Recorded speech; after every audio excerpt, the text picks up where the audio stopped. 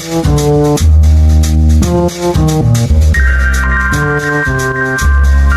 and more, I just realized, hold up, maybe this is more my calling. And then by the time I had my daughter, when I had my daughter in 2021, I had her July 2021. It was a good pregnancy, but a rough birth.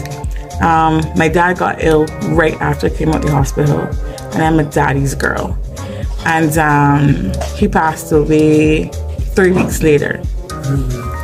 So I developed postpartum. And now it's battling prolonged postpartum because, you compound the issues that were there before with what's now. And I said, you know what? I'm not in this by myself.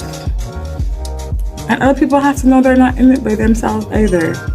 And society needs to know that we have to stop the idea, stop the stigma that, you can't function and you can't do. Because until I tell people my story, they just think that I'm this girl who has all of these degrees and all these accolades and has been doing all these things since she was young, and you would never know.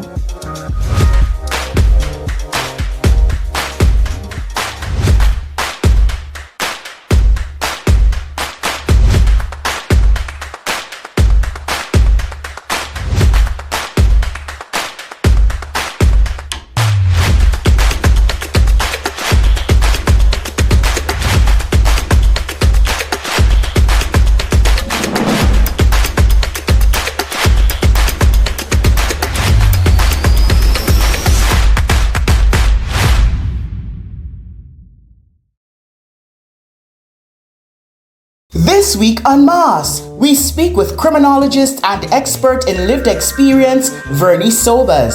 I met with Sobers at a Pan American Health Organization workshop in Barbados earlier this year, and our conversation on mental health in the region was just riveting. Stick around for this one. Mass, the Mental Awareness Show, is brought to you by Friends of the Mentally Ill and is sponsored by the National Lotteries Authority.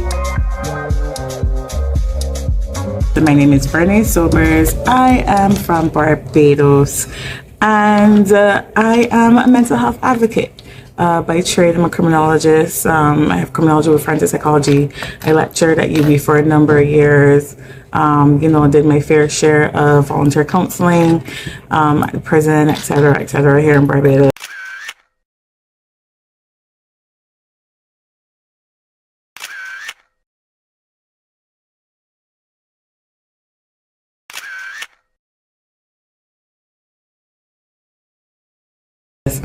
And right now, a lot of my focus is in advocacy.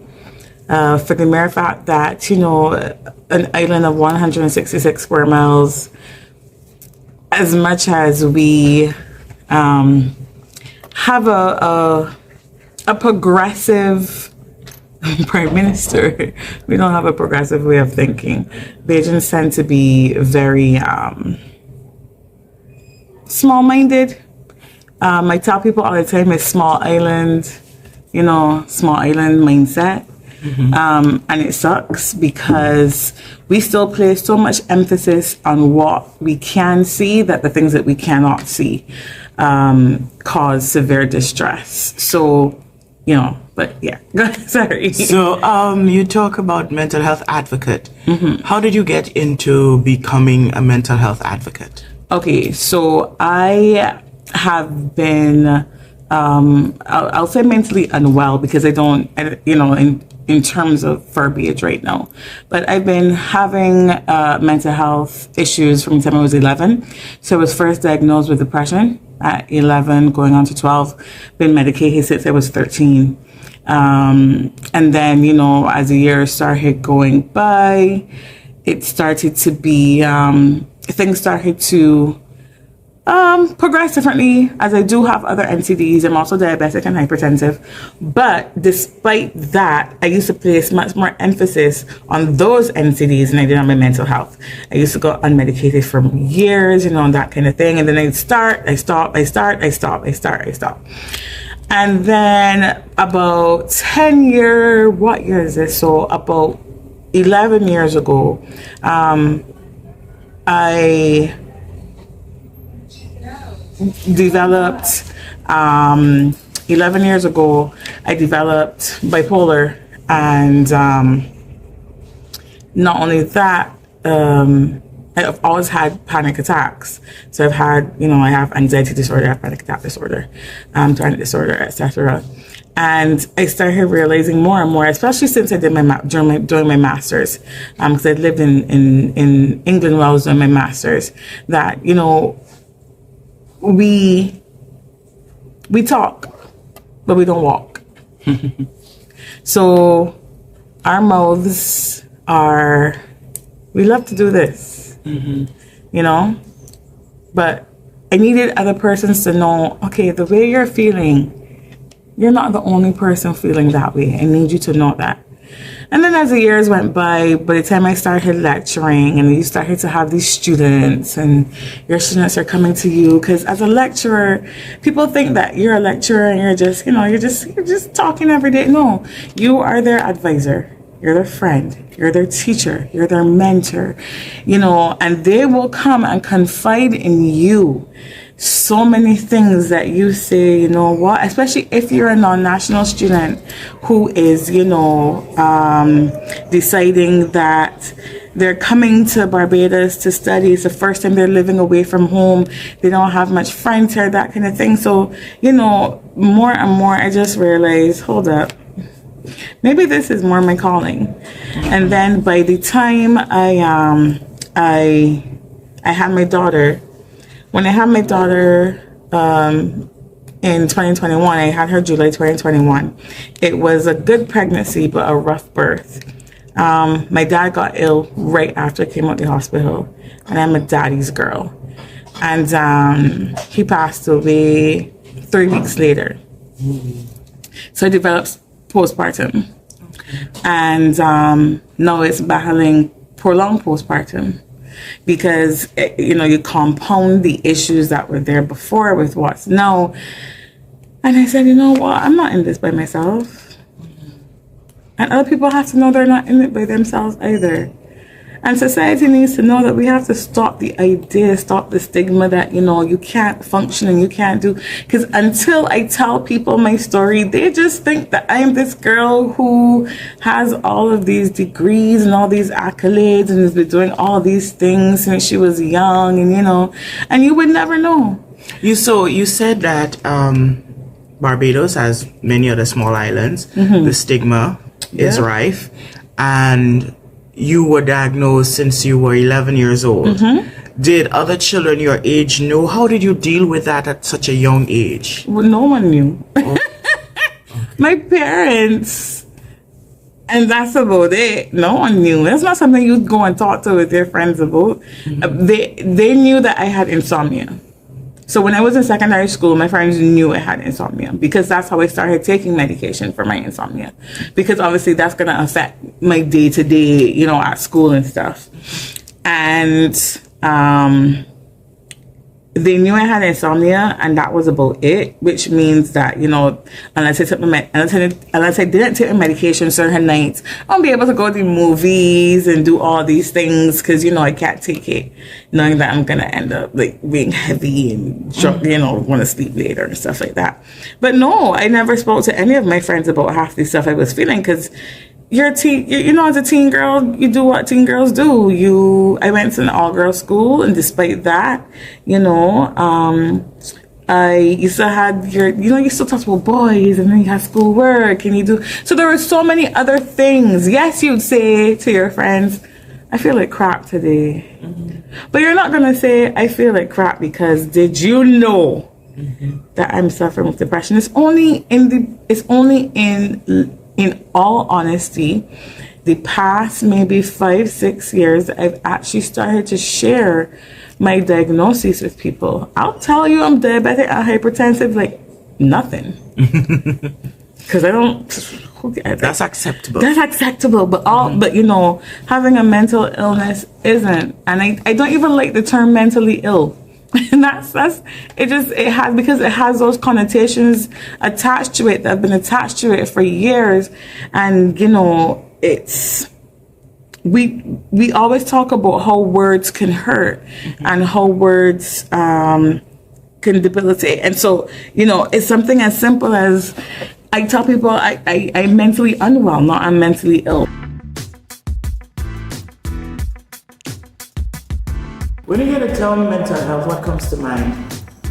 When I hear the term mental health, I think about a mental state, well-being, our ability to handle stress, cope with reality, how we relate to others, and how we make healthy choices. Do you know anyone in your community who lives with a mental health condition? Yes, I know a few. How do they behave differently and how do you treat them? Well, most of them, they turn their attention to negative activities like drug abuse, alcohol abuse, and I treat them like every other person. Okay, Vernee, when you hear the term mental health, what comes to mind? The first thing, crazy, sorry, not gonna lie to you. The first thing that comes to mind is someone who is ill and sick inside the head, right? Okay, yeah, that's the first thing that comes to mind. Okay, and in your community of St. John, do you know people who are sick in the head, as you put it? Yes, a number of them. How do they behave differently from, say, you per se?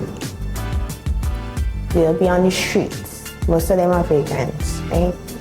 They'll act loud, they're always loud, and they're just not normal. They're just on the streets. And what do you think should be done to help them? maybe create a facility where they could live, because as I said, they are vagrants. And that's it, clothe, feed them, and treat them normal so they could behave normal. So tell me, when you hear the term mental health, what comes to mind?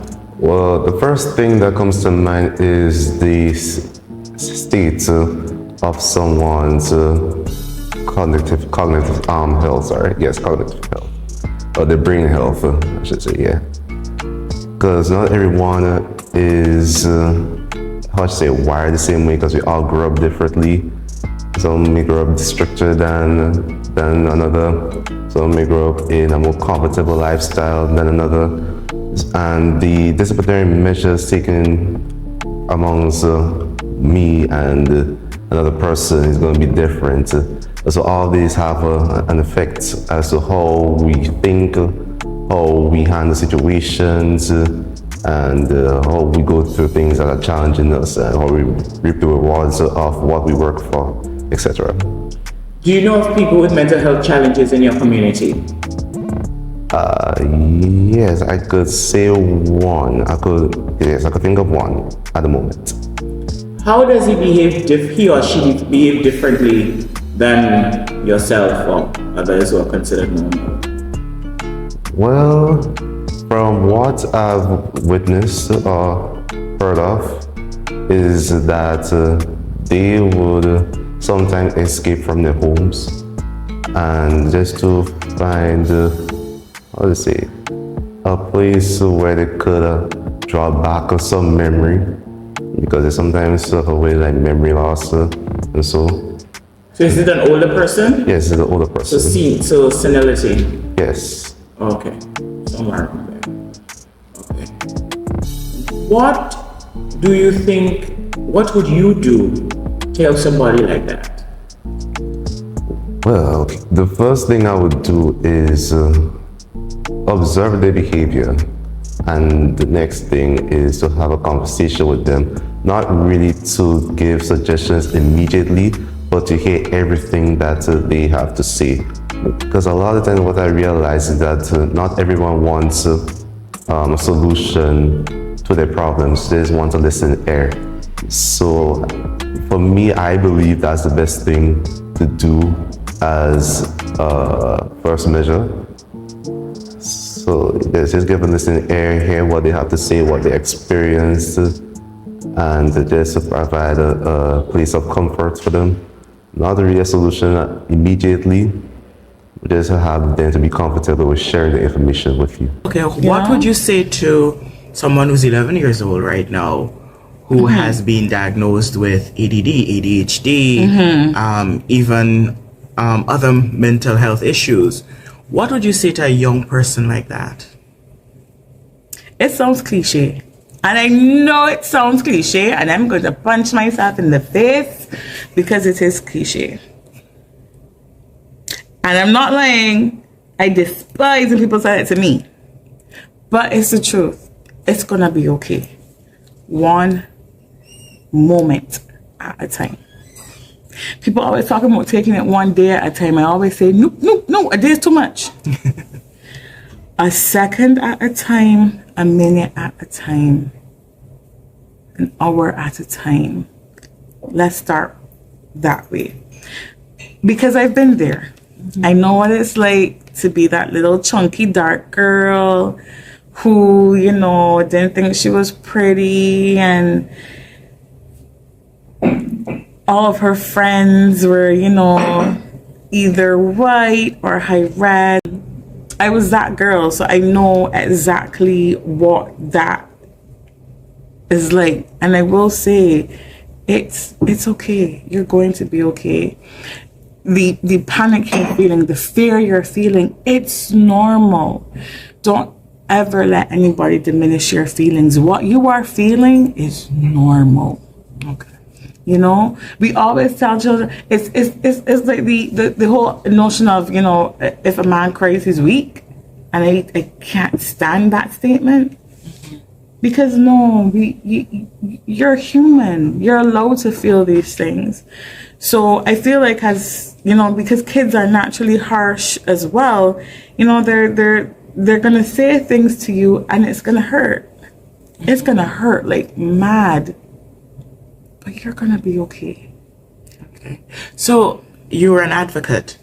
How do you advocate in Barbados? Where do you think you belong in advocacy in Barbados? Tell me about what you do. Okay, so my advocacy has only taken a front-facing role in the past year and a half, starting in December 2022.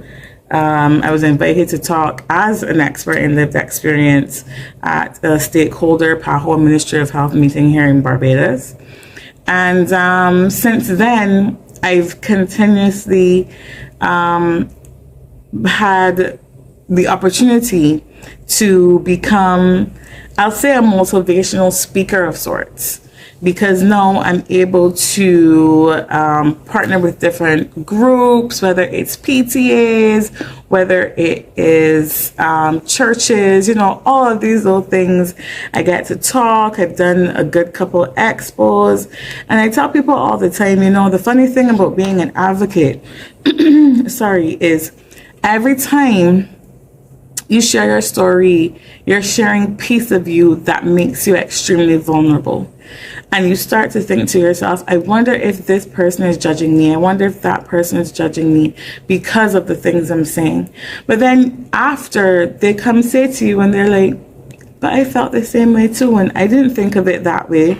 And it's like, well, that's exactly what I'm here for. I'm here to tell you that everything that we go through is normal. You'll have the extreme case, as we would have heard, over the past couple of days. You'll have the extreme case every once in a while.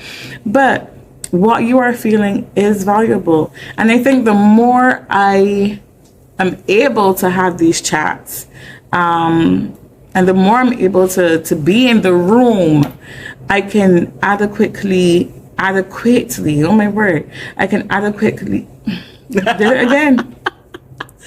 But you know what I mean.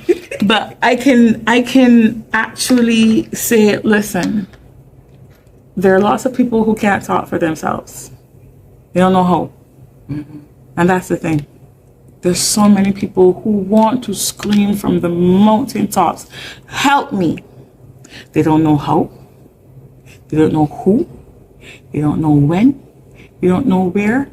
The most that they might know is why. And they need someone to talk for them. So if I have to make myself vulnerable, if I have to, give an interview like we're doing here and then have a panic attack after because I feel like you start to second guess yourself. Did I say too much? Did I not say enough? All of these things, then fine. So because, the work's being done, Yes. You're right. So you're in the room. Dr. Sumitra said that the Caribbean is ready for radical change in mental health. Do you agree? No. And I say no. It needs radical change. It's not ready for radical change. And I'll explain that. A lot of small island states tend to have, especially in the Caribbean, based on our history, our diasporic history, we have long livers. We have a society of older persons. We have a society of, I call it the old boys network, because we're a very paternal society still. And I call it the old boys network, where we still have the notion of what they did 30, 40, 50 years ago, as opposed to not what's being done now. You might get a progressive prime minister, you might get a progressive minister, someone that has influence who will come and say, hey, I think that this needs to change. But are the people in the Caribbean ready for that change? No, because it's not just about the persons up top. It's the people. Because the Caribbean is the people. The people aren't ready because the people are so stuck in their ways from 40, 50 years ago that they don't understand. You may have someone in their 60s who will say, well, we ain't had the mental health days. We went work and we do what we had to do. And that's why y'all are tired. And that's why y'all are broken. And that's why y'all have created so many curses throughout generations that you all don't understand that the reason why you're so angry every day with yourself and your kids and everyone around you is because you didn't give yourself a break. We still are. And then, we still have the mentality that you should be going.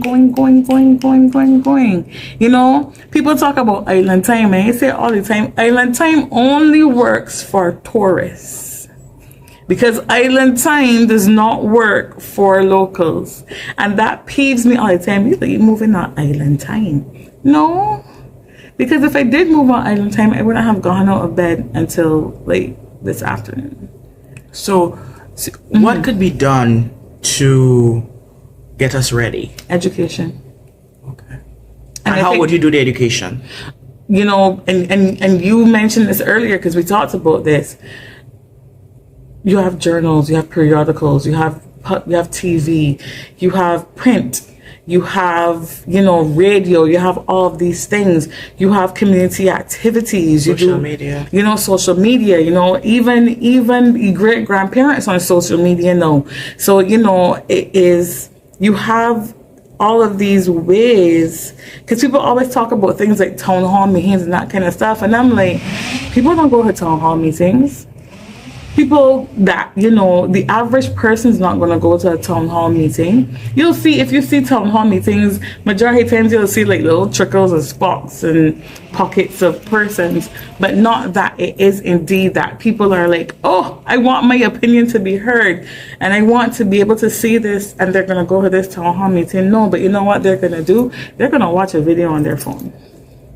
So after a week of this quality rights training, where do you go? Because you're saying we're not ready, where it's needed, but it's not ready. So what do you do with the training? We take our training and we make them ready.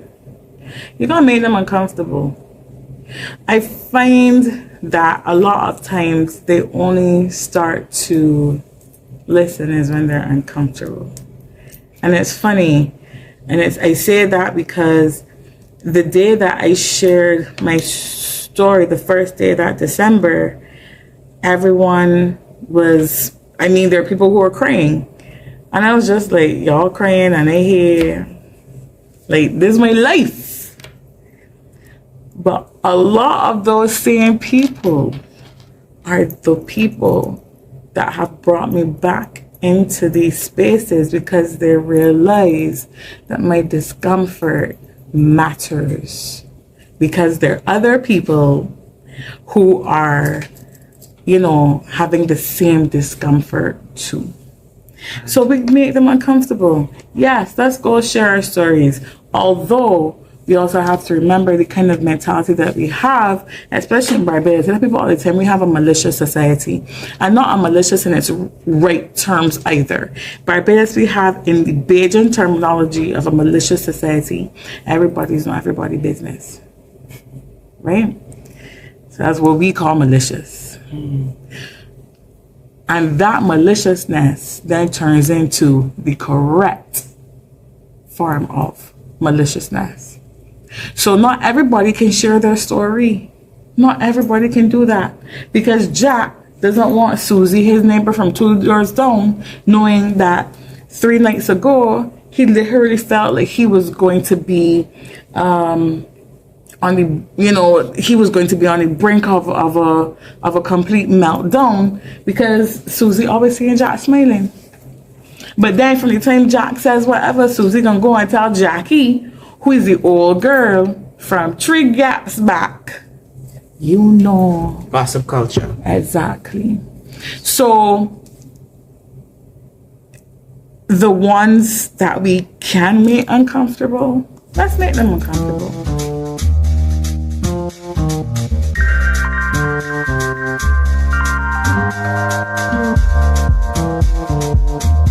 Mass is being brought to you by the National Lotteries Authority.